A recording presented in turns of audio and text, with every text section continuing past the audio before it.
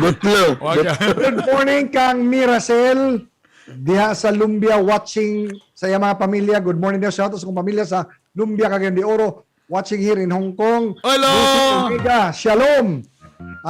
Makalingaw ang inyong programa, watching from Israel. Salamat! Thank you! Kain, good morning mga idol. Uy, na ko ipakita ni mo diya, Guy Bernie o Guy Lito na tamo biya. Suko na si Digong yun kagabi. Suko na siya. Sa mga di gusto magpabakuna, paminaw mo, anak ko siya. RJ Yakapin, Noble Sir, good morning. Jefferson Cabanero, good morning kaninyo. Mauni ang giingon ni Digong kagabi. Ang iyang giingon, kung basaho na Duterte sa mga dili gusto magpabakuna, unya, gawas nga dili gusto magpabakuna, ginadaot pa nila ang kaning bakuna. Ginahadlok ang mga tao, ingon pa si Digong, paminaw. Duterte to anti-vaxxers, face arrest or leave the Philippines. Kung ayaw mo mapagbakuna, ipa-aresto kita.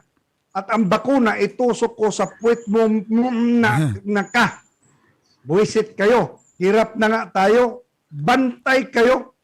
Don't force my hand onto it. Wapo ikaw mag-storya na, Bern. Ikaw istorya, Bern. Makinig Suko kayo. ka na, suko na yun. Suko na. Ugat. Mga puta. Kung hindi kayo magpatbakuna, umalis kayo sa Pilipinas. Go to India if you want or somewhere America. But as long as you are here, you are a human being and can carry the virus. If magpabakuna ka, mamili kayo. Magpabakuna kayo o ipakulong ko kayo sa silda. Makinig kayo. Sige, pili kayo dyan. Grabe man ang paningkamo sa gobyerno niya. Kay madunggan ngayon anang ang mga istorya. Tinod. Dili pa mo bakuna, mo istorya pa gino di maayo. So parang okay naman ko. Gibujingit lang ko gamay. Nilip bang ka? Umano ba siya gibaksina ng li na yun? Kaya ang gitistingan, kumugahi pa ba? Nigahay pa man.